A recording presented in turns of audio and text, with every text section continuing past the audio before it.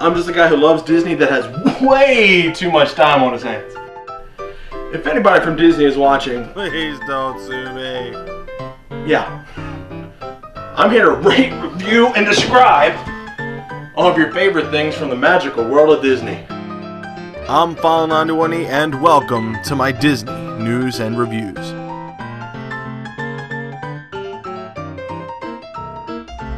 Hello everyone and welcome to this week's Disney news and reviews. I'm File91e. Sorry for missing last week. As you probably know, I had some hardware issues. My hard drive went up, my main hard drive with my operating system and whatnot. So I had to go out and buy that, and I had to buy another version of Windows. I upgraded from Windows 7. I have a bigger hard drive in there now. It's a faster hard drive, so I guess it's it's all for the better. All my Disney stuff, luckily, was on some external hard drives, some backups, so I didn't lose a lot of that. I almost lost all my Disney music, which would have been devastating, but luckily I found a way to get the music from my iPod onto on my computer again, so that all works out. I posted up a bonus video, check that out, where I unboxed both the Fox and the Hound and Fox and the Hound 2 30th Anniversary Blu-ray DVD 2-movie collection, which isn't supposed to be out until August 9th, I know, but being a part of the Disney Movie Club does have its perks, so definitely check that out. And I also unboxed the Walt Disney Treasures Tomorrowland tin, so that's pretty cool. I'm in the middle of watching that now, which it's really cool. Some old vintage stuff, which is really neat. Kind of reminds me of watching like stuff that you did when you were in school. Like watching a movie in school about certain things. You just kind of get bored with it sometimes, and some of the stuff's cool. But whatever, I digress. But anyway, hardware issues fixed, obviously. Otherwise you wouldn't be seeing this. But I also went and saw Cars 2 this past weekend. I just found out that it earned the top spot with $68 million during its opening weekend. That's nothing to shake your nose about. That's something really cool. I got my ticket right here, Theater 2, Cars 2. Yeah, that's pretty cool. And I also got this pamphlet here where they gave me. It was all about Cars 2. If you want to see Cars 2, you could get that. Anyway, okay, I'm not sure if you can see that. Basically, just promoting the video games and merchandise and whatnot. So that's pretty cool. Yeah. So check that out. Whenever you have a chance, I'm going to be doing a review on that later, so I'm not going to get into that too much. But I think that's pretty much it. So let's get right to the news. Originally announced back in April, the new Lightning McQueen appearance at the Lights, Motors, Action Extreme Stunt Show was originally expected to open in mid to early June, but some recent developments has pushed the opening date to later this summer. From the new description given, it does sound as though that Lightning McQueen will actually make more than just a drive-by appearance. You might actually see Lightning McQueen in some scraps with some enemy spy cars. More on that as it becomes available. I also have a link down there in the description box, so if you want to read more about that, you can. That's the Disney Parks blog. Check it out. It's all down there in the description bar. And speaking of Lightning McQueen, both he and his buddy Mater have a new meet and greet that has just opened in the Disney's Hollywood studio. Located just near the exit of Muppet Vision next to the new Phineas and Ferb meet and greet, the new experience features cars in their all-new paint schemes as featured in the new Cars 2 movie. The meet and greet is set to be typically open from park open to close. So that's pretty cool. You can check out, you can meet Mater, meet Lightning McQueen, Cars 2. Gotta check it out. Check it out. And just a side note, operating hours for both Disney's Hollywood Studios and the Magic Kingdom have been extended in July. Just saying, so you should be able to get some more time and more stuff in with those extended operating hours. That's pretty cool. Disney's also released the Candlelight Processional narrator lineup for 2011. Celebrities such as Mira Sorvino, Whoopi Goldberg, and the returning Neil Patrick Harris have been confirmed. Go to www.magic.com for more info, or just check the links down in the description box. I got them all down there for you, so if you want to read, you can check that out. And finally, be on the lookout for a bunch of 4th of July fireworks shows at the different parks this coming weekend. Epcot and Magic Kingdom and Hollywood Studios are all doing something to celebrate the 4th of July. So if you are in Walt Disney World during this time, check below for the links to get the times. I got them all, down there, all the stories and whatnot, so you can get some good ideas as to what's going on. Yeah, so that's good. So that's the news for this week. So let's get right to the reviews. Okay guys, a couple of you have been asking me about the Disney dining plan, so I'm going to give you some information on this. It's not a review of it because I haven't experienced it yet, but I have paid for the Disney dining plan for when I go down in October. So yeah, let me give you some information on the Disney dining plan. So what the dining plan is, it basically offers a convenient and an affordable way to eat and have food and snacks while you're down at Disney World and not having to worry about paying for it while you're down there, because you're prepaying for what you get.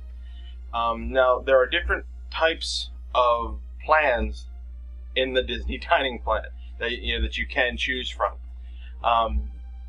Basically the way this works is you get a certain number of points, you pay for a certain number of points per person per day.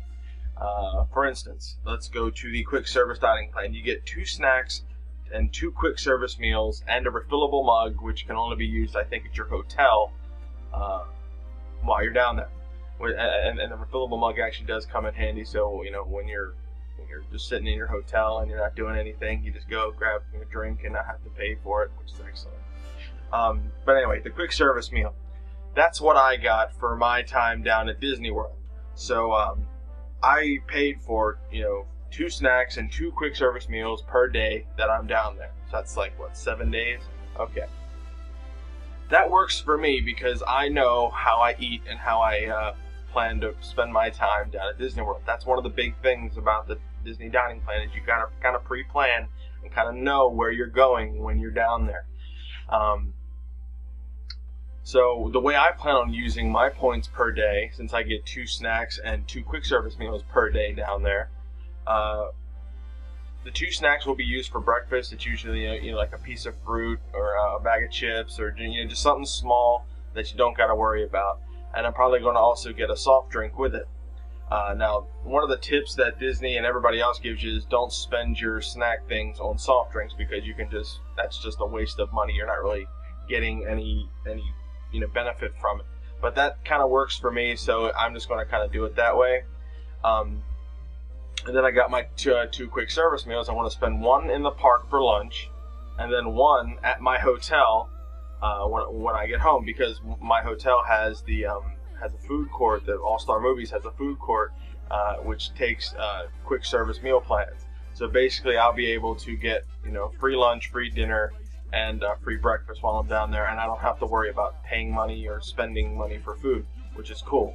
Now, a lot of people, will get different things like the deluxe dining plan or the premium plan, and they'll not use their table service restaurant credits, which honestly isn't good, because you're prepaying for this food, so you might as well use everything that you pay for. Otherwise, you're just wasting money. But that's basically how the dining plan works. You prepay for a certain number of meals per day per person, and each person gets that. So it's not like you're splitting 2 meals and 2 snacks. Although some people have done that. Some people have gotten a dining plan for like 2 people, and then they have 2 people also going down with them, and then since they say it was so much food, they could just split it, and it was an easier way, a more affordable way of doing it. So again, you got to know what you're doing when you're going down there, kind of pre-visualize your stuff, and if you are going on if you are using a table service restaurant, you got to get those reservations in advance. Get your advanced dining reservations, or ADRs as people say,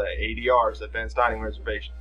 You got to kind of pre-plan where you're going to be eating at what days, and how you're going to be using your points. So just make sure you know what you're doing when you get down there. Now let me break down what each tier of the Disney dining plan. There's a couple different plans that you can get. Actually, these awesome PDF files online. This is the one for just the general dining plan. Right there, it gives you a little graphic as to what's going on. It gives you some tips It also shows you, again, more information, but this also shows you what a snack is or a quick service meal is, and it breaks it down, you know, what each you get. For breakfast, you can get an entree or a non-alcoholic beverage. For lunch and dinner, you can get an entree, a dessert, and a non-alcoholic beverage.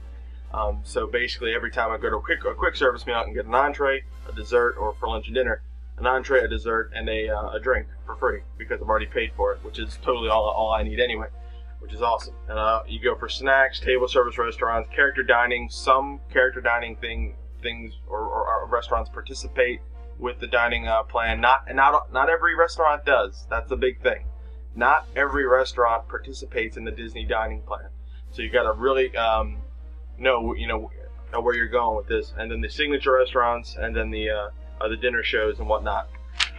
Just to let you know. And obviously Disney will tell you what places are open for the Disney dining plan. And if you're thinking that there's not a whole lot of places using the Disney dining plan, you're wrong. This is 2 pages of people using the Disney dining plan. I mean, look at all this thing. This is the hotels, and then this is in the parks. It's crazy cool. I mean, the Animal Kingdom. I mean, look at all this for the with Epcot and the Magic Kingdom. I mean, this is great stuff. And it gives you a nice little graphic to see, where you're going to be going and pre-planning your meals at Disney World. You got the deluxe dining plan, which includes 3 meals, 2 snacks, and a refillable mug. The 3 meals can be either a table service restaurant or a quick service restaurant. It's all, all the specifics for this are actually located on the the Disney PDFs. The links at the bottom on that. I'll show you where the page is, so you can find those all the information that you will need for that particular dining plan. Then you got the premium plan, which includes the 3 meals, 2 snacks, refillable mug, and includes food and fun, which means you're prepaying for some entertainment as well, like there's mini golfing or some certain shows that are really cool. So just keep that in mind. Again, a PDF is on this web page that I'm sending you to. It is a Walt Disney World web page, just so you can get some good information. And then finally, got the Platinum plan, which is pretty much everything. You're prepaying for almost all your entertainment, your food, and your fun, not the tickets and whatnot. I'm talking extra entertainment, like again, windsurfing, mini golf, going to different shows, table service restaurants, character dining. You're pretty much prepaying for everything. But again, if you don't use it, you lose it. So it's like you're not getting your money back for all that. I got the bare minimum because I know that I'd rather pay a little extra for something else than overpay for something that I won't use and lose money. So I know that I'll be using my 2 snacks and 2 meals while I'm down there, because that's just good enough for me. So yeah, I hope that was gave you a good explanation of what the Disney dining plan is. I know there's a lot of other videos on YouTube explaining it. Some have explained it better, I'm sure better than me. But if you have any questions, just give me a shout out. Check those PDF files, link down there. It's really cool. Check it out. To get all the information that you need on the Disney dining plan. So there you go, information on the Disney dining plan. Alright guys, now it's the review that a lot of people have been asking me about. It's my review of Disney Pixar's brand new release. It came out this week, opened for $68 million this opening weekend, Cars 2. This is obviously the sequel to the Disney Pixar movie Cars, and it stars pretty much every character that was in there except for Doc Hudson, who unfortunately has passed away. Paul Newman passed away, but they didn't have him in here, so he wasn't in this movie. I went and saw it on Friday night. It was a 10:35 showing, and there were still kids in there. The theater was about half packed because it was a late showing, and it was a kids movie, so I guess children really take up the early shows. Now this has been getting mixed reviews by people. A lot of people have said this is one of the worst Pixar movies that Pixar has made yet, or the worst Pixar movie that Pixar has made. And a lot of people are saying that the Titan has fallen, and but everybody is eligible to make mistakes. Not everybody's perfect. I mean, even during the Disney Renaissance, there were movies that weren't good. I mean, it's hard to follow up Beauty and the Beast, Aladdin, Lion King, and all that with a continuous string of awesome movies. So everybody has their own things, but I'll talk about that in a minute. First off, I want to say I enjoyed the movie. I thought there were parts that could have been better, but overall I did enjoy the movie. It brings back the the characters. Lightning McQueen. This is my car. It's a color changer's car. I know this is yellow, and then Lightning McQueen is red. But if you were to put him under cold water, he will change. So yes, you got Lightning McQueen, Mater, and the new, one of the newer guys, my favorite from this movie, Finn McMissile, voiced by Michael Caine. Visually, this movie is awesome. I'm not going to give away any spoilers, so don't expect that. It looks awesome. It looks like a great Pixar movie. Pixar did a lot of really good, research in the other areas, because it's taking place on different continents and in different countries, and it really gets the flavor of each continent and country every which way you go. I mean, the race scenes look awesome. The way they film the Grand Prix in real life are pretty much how they shot it in this movie. It was great. All the new characters look good. You got Francisco Bernoulli and Sho Todoroki. All the the new spy vehicles, the villains, which were cool. The lemon cars, the cars that don't work anymore, or that fail every 4 seconds. Even to the other returning vehicles, they all look great, and they all sounded great too. Again, the sound was really good in this movie. They did a lot of great sound mixing. The revving of the engines, just everything. I mean, really, being in the theater with this, really, the booming of the noise, the action scenes were cool. It was excellent. With that being said, the story is a little lacking. Basically, what Pixar did was they took two storylines and tried to interweave them. You had the storyline of Mater and Lightning McQueen, and their friendship, and then you got the spy movie section with Finn McMissile and Mater. So Mater is essentially the central character here. That was the big thing with me that I had a problem with, was that there was no real main character. They were focusing a lot on Mater just as much as they were focusing on Lightning McQueen and Finn McMissile and all that stuff. It's just it was a little confusing. A lot of people have said that as well, that it was a little confusing. There was a lot going on, and not a lot, and basically it was suffering from the same thing Pirates 4 did. There was a lot going on, but at the same time there was nothing going on. Individually, the storylines worked. The action scenes with the spy movie section of it were awesome. The fact that there were spy planes, the spy gadgets and everything, they all looked great, and it all went well. But then you got the storyline with Mater and Lightning McQueen. They're having friendship issues, just right there. And but the humor was there. The humor was well and apparent. There was a little bit of violence in it, but I don't think any more so than the Incredibles. So just kind of gauge it with that. The humor was there, but it just missed that one feeling. It was just missing something, and I can't put my finger on it, but it was missing like the soul of a Pixar movie. Every Pixar movie had that one central character that you could sympathize with, that changed throughout the course of the movie. In this movie, there really wasn't one character that changed over the course of this movie that you were following, because there were these three main characters. These three main characters, these guys right here, and it was hard to just follow. It was hard to really understand what was going on, and at times it got a little confusing and a little messy.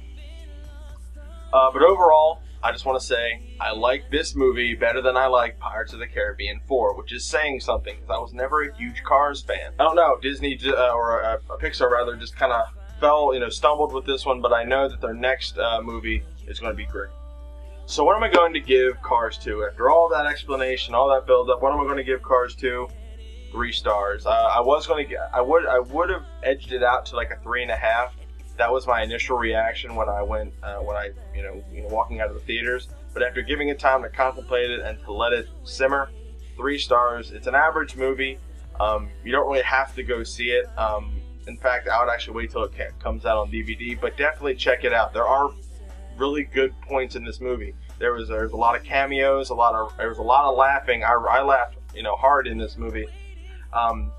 There was even a cameo. I want to give this away in the opening scene from Sig Hansen of Deadliest Catch fame. If you've ever watched the Discovery Channel, he's on that show, Deadliest Catch, and he is the captain of the Northwestern, which is one of the more popular boats out there.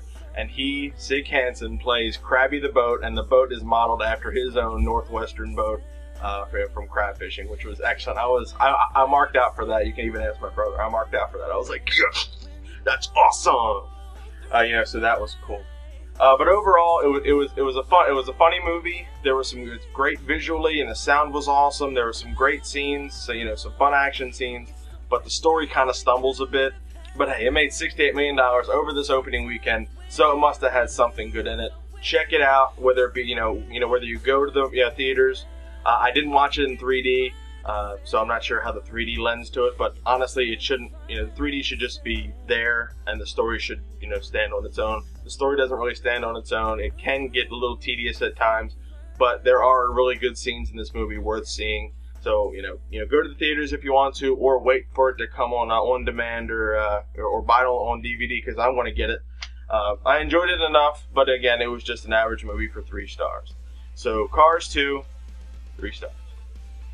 I hope that wasn't too long-winded. I just wanted to give a good in-depth review on that